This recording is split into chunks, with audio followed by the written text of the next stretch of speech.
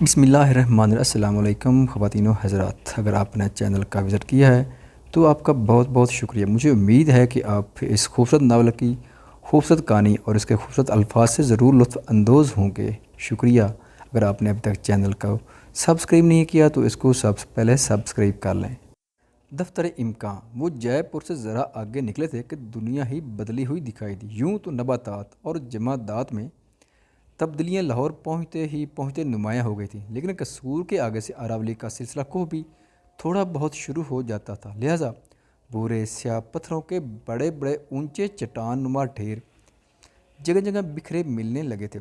इसलिए जयपुर से आगे सफ़र का मंजर उनके लिए पूरी तरह अजनबी ना था। गर्मी अगरचे बहुत थी, लेकिन ये महीना कश्मीर में भी गर्मी के था। लिहाजा मौसम की भी तैदी अभी बर्दाश्त के अंदर थी। जंगलों से वो मुतारिफ थे, मगर मुल्क के हिंद के इन इलाकों में पानी की कमी उन्हें हमेशा मुतहैया रखती थी। मुल्तान तक एक बार वो ज़रूर गए थे, लेकिन वहाँ की भी खुशकी और खारदार दरख्त यहाँ के मुकाबले में कुछ ना थे।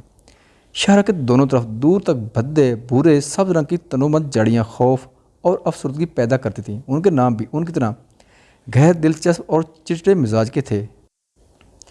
भटकटिया, झड़बिड़ी, गोखरू, बबोल, करेल, थोर, अपनी नाग, फनी तो अजब शय थे। अक्सर पौधे तो 2-2.5 गज ऊंचे, उनके पत्ते नहायत मोटे। अगर उन्हें पत्ते कहा जा सके घने स्याही मैल। अक्सरों में तो सिर्फ तना ही तना था और बाजू में पत्तों के नाम पर मोटे मोटे कांटों से ढकी हुई हाथियों के खाने के रोट से मुशब्बा शाखें। लेकिन शाखें भी कहाँ, किसी खूनखार खरगोश या जंगली गद्दे के कान कहीं तो गलत ना होगा। ज़मीन से सीधे उगे हुए जड़ का नाम नहीं, आपस में गुत्थम गुथा इस कदर कि उनके अंदर इंसान किया रेंगने वाले जानवर का गुजर माल और उनके घने सरापा से सरतान या राज फोड़ जैसी मोले खबासत बरसती थी। जयपुर से किशनगढ़ कोई 2.5-3 दिन की मुसाफत थी। पहले 2 दिन तो ठीक गुजरे, लेकिन तीसरी सुबह कोच करते ही उन्हें आंधी ने आ लिया। उनका साइज कहने को तो रहबर भी था, लेकिन वो सीधी राह का आदी था, जहाँ मीनारें हर 5-7 कोस पर सराएँ और कहीं कहीं छोटे मोटे गांव के बाशिंदे निशान राह देने के लिए काफ़ी थे। यहाँ तेज़ आंधी जैसी हवाओं ने उनके होश उड़ा दिए। कोई सायादार दरख्त, कोई छत किसी जोगी की कटी, दूर दूर तक कुछ नज़र न आता था, और नज़र आता भी तो कैसे। गर्दो गुबार इस कदर था कि 2 गज के फासले पर कुछ दिखाई ना देता था। घोड़े ठोकर खाते तो बमुश्किल संभूलते। डर था कि कहीं पाँव न तुड़वा बैठे। थोड़ी देर रुकना फिर चलना, ये अमर कुछ देर जारी रहा। उन्हें पता ही ना चला कि वो सीधे जा रहे हैं या कोल्हू के बैल की तरह आंखें बंद किए दायरे में चक्कर लगा रहे हैं। लेकिन इस फ़र्क के साथ कि हर कदम के साथ दायरे का मरकज़ कुछ बदल जाता है और सिमतें रेत की गुलामी में गुम होती जाती हैं। सच तो यह है कि उन्हें खबर ही ना हुई कि कब वो सड़क से हट कर सहरा में आ गए। वो सहरा ऐसा था कि जहाँ कोसों साय का नामो निशान ना था। पानी नायाब, कोसों कहत आब, ना कोई चश्मा, ना झील, ना दरिया। साफ मैदान के जहाँ बकौल शख्से कफ़े दस्त मैदान हयात खुदा की ज़ात। जूँ जूँ आफ्ताब बुलंद होता है, वो गर्मी और तपिश और ज़्यादा होती जाती है और धूप की हिद्दत बढ़ती जाती है। और तेज़ी धूप से उनकी ये हालत हुई कि नहायत गलबा तशनगी का हुआ। और बस अब इस जंगल के कोई बर्ग दरख्त या जंगली समर या बनास पत्ती भी नहीं मिली। गरसंगी ने गलबा किया।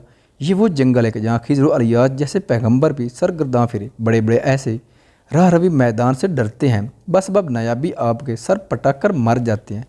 अभी कोई कोस 2 को रास्ता कटा था कि आफ्ताब बिल्कुल बुलंद हो गया और अब वो तेज़ी धूप में हुई कि मारे शिद्दत के गश आ गए। और फिर होशियार हुए और घोड़े पर सवार होकर चले। और गरसंगी और तशनगी ने इस कदर परेशान किया कि अब घोड़े पर बैठा नहीं जाता है। इधर घोड़े की ये हालत है कि मारे प्यास के ज़बान निकाले हुए और रास्ता नहीं चला जाता है। और इस परकस अब ये कि सवारी भी पीठ पर मौजूद है।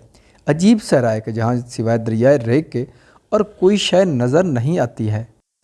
अगर कोई दरख्त दूर से दिखाई दिया तो ये उस उम्मीद में जल्द जल्द कदम बढ़ाए हुए उसकी तरफ चले कि उसकी ये हालत है कि मारे प्यास के ज़बान निकाले हुए और रास्ता नहीं चला जाता है। और उस पर गज़ब ये कि सवारी भी पीठ पर मौजूद है। अजीब सैर है कि जहाँ सिवाय दरिया रह के और कोई शय नज़र नहीं आती। अगर कोई दरख्त दूर से दिखाई दिया तो ये उस उम्मीद में जल्द जल्द कदम बढ़ाए हुए उसकी तरफ चले कि उसके साय में कोई दम लेंगे और करार पकड़ेंगे। जब करीब उसके पहुँचे तो देखा कि वो भी बस बब पानी न होने के जल गया है और बरगो बार कुछ नहीं है, खाली तना खड़ा है, वो भी खुश्क, कहीं तरी का नाम नहीं। अगर कोई चश्मा नज़र पड़ा तो ये ख्याल किया कि शायद इसमें पानी होगा। जब उसके करीब गए अव्वल तो पानी ना पिया और अगर पाया भी तो ऐसा ख़राब कि जिसको देखकर कह आने लगी। اور اس میں دیکھا کہ سانپ اژدھے لوٹ رہے ہیں اور بس اب شدت گرمی کی اپنا زہر اس میں اگل رہے ہیں۔ یہ دیکھ کر وہاں سے بھی آگے بڑھے اور ہوا جو چلتی ہے تو اس کے چلنے سے جو ذرے وغیرہ اڑ کر جسم پر پڑتے ہیں تو اس سے یہ معلوم ہوتا ہے کہ کسی نے آگ کی چنگاری ڈال دی اور گھوڑا تو مارے پیاس کے مرا جاتا ہے۔ یہ رنگ و حالت گھوڑے کی دیکھ کر اوپر سے اتر پڑے اور اس کی باغ ڈور پکڑ کر آگے چلے، مگر زمین اس قدر تپ رہی ہے اور یہ معلوم ہو رہا ہے کہ کسی نے تاوا آہنی کو گرم کر کے رکھ دیا ہے۔ جہاں پر قدم رکھ دیا وہاں پر تلوے میں چھالا پڑ گیا۔ وہ جنگل نمونہ محشر تھا۔ گرمی کی یہ حالت ہے کہ راستہ نہیں چلا جاتا ہے، زمین سے شعلے نکلتے ہیں، آسمان سے آگ برستی ہے، ہوائیں گرم چل رہی ہے۔ اگر کوئی جھونکا آ گیا تو یہ معلوم ہوا کہ استخوان تک جل گیا۔ اس طرح دوپہر ڈلی اور وہ حدت و تیزی دھوپ کی کم ہونے لگی اور ہوا بھی چلنا موقوف ہو گئی، مگر مارے بھوک اور پیاس کے یہ حالت ہے کہ ایک قدم راہ چلنا دشوار ہے۔ اور گھوڑے کی ایسی ابتر حالت ہے کہ یہ معلوم ہوتا ہے وہ تو کوئی دم کا مہمان ہے، مگر اس جنگل میں دانا گھاس کہاں کہ جہاں انسان کا کیا ذکر ہے، چرند و پرند تک نظر نہیں آتے ہیں۔ اور اگر کوئی جانور مثل چیل یا گدھ وغیرہ کے آفت کا مارا بھولے سے آ بھی گیا تو اس کے پر جل گئے اور وہ خود بھی جل کر کباب ہو گیا، اور اگر کوئی بچہ بھی تو اس کے خواہاں سوکھے ہوئے پڑے ہیں اور پرواز سے عاجز ہو کر کہیں گر پڑا ہے، کہیں آدمی کی ہڈیاں پڑی ہیں۔ معلوم ہوتا ہے کہ وہ یہاں آ کر مارے بھوک پیاس اور گرمی کے مر گیا ہے، کہیں درندوں کی ہڈیاں ہیں، کہیں اژدھے کے رہنے کے غار ہیں، کسی مقام پر گولوں کے قیام کی جگہ ہیں، بڑے بڑے غار ہیں سوائے ان چیزوں کے، اور وہاں کوئی رہنے کی جگہ نہیں ہے۔ یہاں تک کہ آفتاب برنگ زرد لرزاں و ترساں آشیانہ مغرب میں پنہاں ہونے لگا، لیکن داؤد اور یعقوب کو یقین تھا کہ اب آگے جاننا یا پیچھے جانا مزید گمراہی کے سوا کوئی معنی نہیں رکھتا۔ انہوں نے اپنے بدن پر چادریں اور بھی مضبوط لپیٹ لیں، آنکھ منہ سب ڈھک لیے اور گھوڑے سے اتر کر انہیں کے مہم سائے میں پڑ رہے۔ زوال کے وقت ہوا تھمی، غبار آہستہ آہستہ گرد و پیش کی جاڑیوں پر جم گیا۔ اب سب کچھ دکھائی دینے لگا لیکن دیکھنے کو کچھ نہ تھا، اس معنی میں کہ اس دشت خربت و غربت میں راستہ نگاہ دیدہ تصویر سے زیادہ نہ تھا، لیکن انہیں اتنا معلوم تھا کہ ہمیں جنوب مغرب کی سمت جاننا ہے۔ جنوب زیادہ اور مغرب کم، شمس غرب ان کے سامنے تھا، لہذا وہ بآسانی اپنی سمت کم و بیش متعین کر کے روانہ ہوئے۔ سڑک تک پہنچنا ضروری تھا، لیکن اس سے زیادہ ضروری یہ تھا کہ کہیں بھی سڑک سے دور یا نزدیک کوئی آبادی یا کوئی سرائے مل جائے تاکہ کھلے آسمان تلے شب گزاری کے خوف و خطر سے نجات ملے۔ داؤد اور یعقوب کی تقدیر اچھی تھی، شاید جو ہستی انہیں کشاں کشاں یہاں لائی تھی وہ ان پر کسی نہ کسی روپ میں رقیب و نگہباں تھی۔ جو بھی ہو محض اتفاقی سے، لیکن کوئی ایک ساتھ چلتے رہنے کے بعد انہیں ایک مختصر آبادانی کا سواد نظر آیا۔